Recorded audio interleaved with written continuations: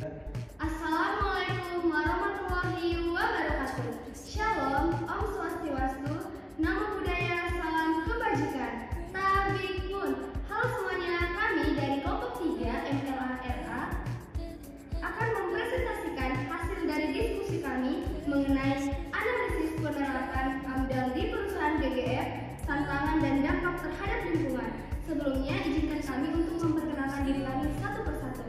Perkenalkan, nama saya Angelina Manur sebagai moderator dengan ujung NIM 042. Perkenalkan, nama saya Fiona Zulfat Sabila dengan ujung NIM 041.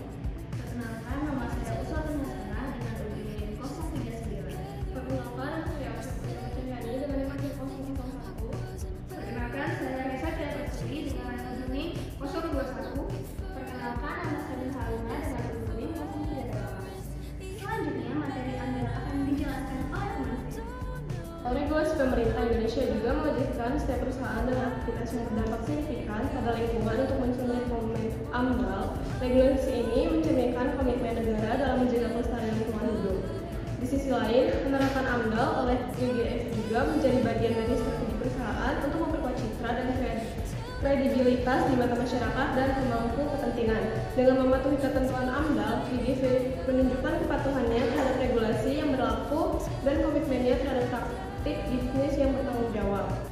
Berikutnya ada pengertian dari AMDAL. AMDAL sendiri merupakan hasil studi mengenai dampak suatu kegiatan yang dirancang atau direncanakan terhadap lingkungan hidup yang diperlukan bagi proses pengambilan keputusan.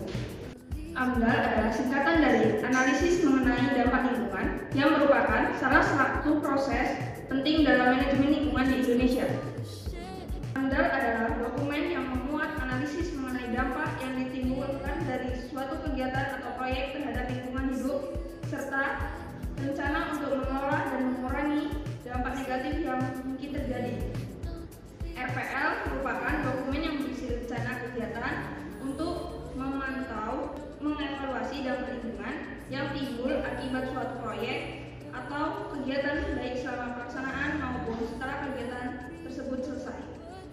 Kemudian RKL merupakan dokumen yang berisi rencana tindakan untuk mengelola dampak lingkungan yang timbul akibat suatu kegiatan atau proyek. RKL disusun sebagai bagian dari proses analisis mengenai dampak lingkungan untuk memastikan bahwa dampak negatif terhadap lingkungan dapat diminimalisir atau dikelola dengan baik selama dan setelah kegiatan atau proyek dilaksanakan.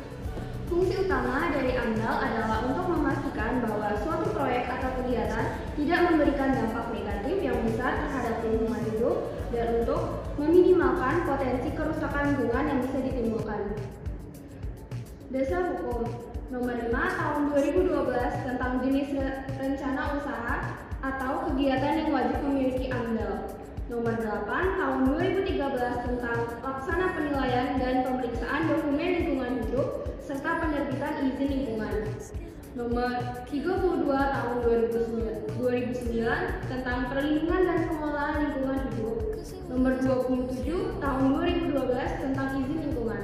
GGF, Giant Food, adalah entitas merek Gunung Sewu Group untuk lini bisnis pertanian dan manufaktur yang terintegrasi vertikal dalam menanam, memproduksi, mengirimkan buah-buahan segar dan olahan, jus, daging dan susu. Masing-masing unit bisnis GGF telah dibentuk dengan prinsip pertanian terintegrasi berkelanjutan.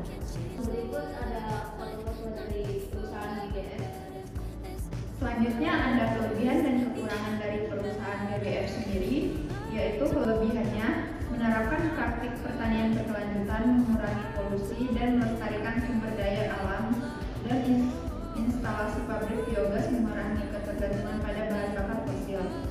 Kemudian ada kekurangannya, yaitu penerapan AMDAL secara efektif memerlukan sumber daya dan penelitian yang cukup dan investasi awal untuk teknologi ramah lingkungan bisa tinggi. Kemudian ada pokok permasalahan dari AMDAL sendiri, yaitu tantangan implementasi, memberikan dukungan dalam penerapan prosedur AMDAL yang kompleks dan memerlukan sumber daya yang cukup. Dampak lingkungannya, dampak identifikasi dan mitigasi negatif terhadap lingkungan seperti pencemaran udara dan tanah serta dampak sosial.